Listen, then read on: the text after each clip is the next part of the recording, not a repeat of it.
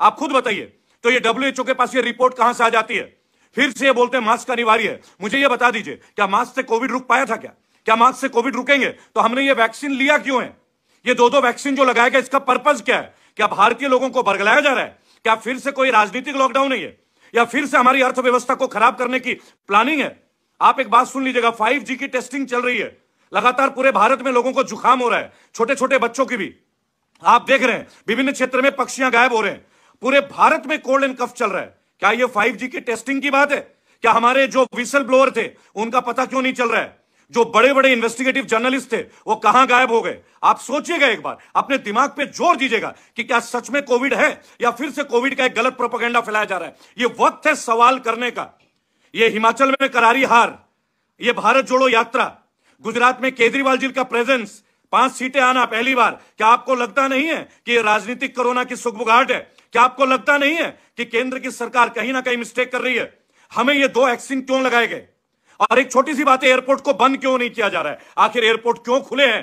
क्या माननीय विदेश मंत्री को यह बात मालूम नहीं है कि कोविड इंडिया में कहां से आया था? अगर चाइना में तो तत्काल प्रभाव से एयरपोर्ट को बंद क्यों नहीं किया जा रहा है? इसके ऊपर कोई सवाल जवाब नहीं है, बराबर। लेकिन इस बार भारत की जनता लॉकडाउन सहन नहीं करेगी, क्योंकि जो लोग खत्म हो गए थे, जिनकी आर्थिक स्थिति बर्बाद हो गई थी, अगर इस बार ऐसा कुछ हुआ तो करोड़ों भारतीयों का जीवन जो है ना वो विफल हो जाएगा और राख में तब्दील हो जाएगी। और इस बार हमें और आपको अब सवाल करना पड़ेगा कि हमें यह वैक्सीन क्यों लगाया गया था। माननीय प्रधानमंत्री ने जगह जगह डंके की चोट पे बोला 100 करोड़ लोगों को वैक्सीन हो गया, डरने की बात नहीं। तो क्या आप थाली पिटवाएंगे?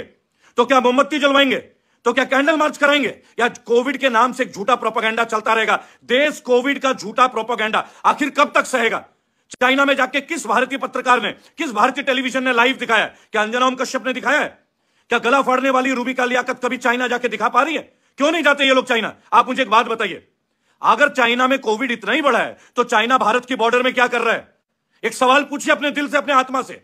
अगर चाइना में कोविड टेरिफाइंग है तो चाइना का ऑफिशियल चैनल क्यों नहीं बता रहा है? तो फिर एक छोटी सी बात है, चाइनीज आर्मी बॉर्डर पे क्या कर रही है?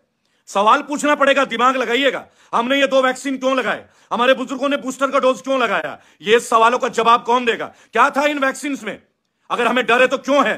इस वैक्सीन में क्या था? फिर क्यों लगाया गया हमारी बॉडी में वैक्सीन? तो क्या ये गलत लगाया गया हम लोगों के साथ? ये सवाल अब डब्ल्यूएचओ से नहीं, भारतीय सरकार से पूछना पड़ेगा, क्योंकि हम आजाद भारत के नागरिक हैं, हम गुलाम भारत के नागरिक नहीं है। अब ये सवाल माननीय मोदी जी से पूछे जाएंगे, स्वास्थ्य मंत्रालय से पूछा जाएगा, हर एक को पूछना पड़ेगा ये कोविड का इंजेक्शन हमें क्यों लगाया गया?